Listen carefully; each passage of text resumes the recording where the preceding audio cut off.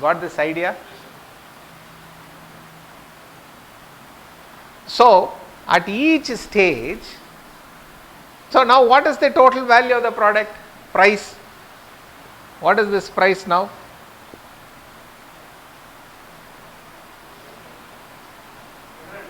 $110. For instance, நீங்க first என்ன சொன்னீங்க? Value of the product என்ன input என்னும்போது 77 நீங்க இல்லையா? அந்த மாதிரி போட்டு பார்த்தா என்ன ஆகுதுன்னு பார்ப்போம். Suppose the input value, I assume that it is 77 and value added is 30. So, value of the sale is 107. Tax to be paid is 10 rupee 70 paise. What will be the price then?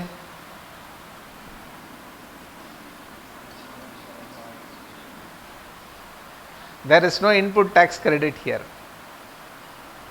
So, if there is no input tax credit, what we are actually doing is we are levying a tax on tax. Because we have considered the input value as 77 inclusive of tax. On this we are levying this. So, our actual tax is 10 rupees 70 paise instead of 10 rupees as such. And that is added on to this value. This is called the effect of cascading. This is another word.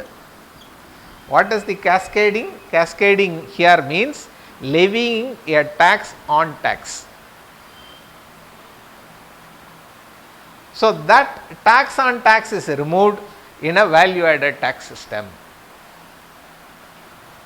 and it is very transparent. You will know the value of the product, you will also know how much of that values, what percentage of that value is paid as tax. So, this is how value added tax is calculated. So, value added tax is calculated using input tax credit system. 1. 2. It avoids the idea of cascading effect. Now, this cascading effect becomes highly problematic in a federal country like ours. Why? Even in a unitary country it will be a problem. It is all the more problematic in a federal country, because we know that we are a single nation, that is what we say. But a product that is produced here in Tamil Nadu, they will have to pay a sales tax. Then the product is moved to the godown in Andhra Pradesh. Then once again that sale will happen, and there also a tax will be paid.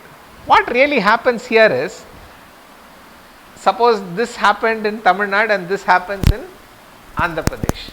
That means ultimately that fellow pays a tax to Tamil Nadu government, isn't it? That fellow pays a tax to Tamil Nadu government. Why do you pay tax? Because your government gives you certain services. What service this fellow got from government of Tamil Nadu? The fellow who brought that bread in Andhra Pradesh, he did not receive any service from government of Tamil Nadu. Why he should pay a tax on that?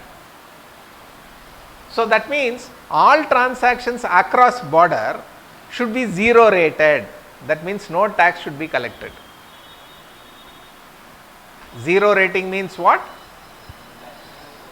Even if you have paid a tax before that, it should be repaid. Whenever you go to another country, you will come to the airport, and if you show that these are all the products I have bought, they will give back the tax that you have paid. You buy a watch and you pay a tax of 10% on that watch. You come to the airport, declare that I bought a watch of $5,000 on which I have paid 500 rupees as tax. They will give back that 500 rupees. Why? Because they know that when you land here, they will have an import duty. So, you need not pay a tax to United States government, but you will have to pay a tax here. So, this is the simple mechanism to have tax being paid to the government in which that resident enjoys the services. So, I am a resident of Tamil Nadu, that means I should pay tax to the government of Tamil Nadu, though the product is coming from outside. That is the idea behind whole system. So, this based on this only, this value added tax and GST and all will work.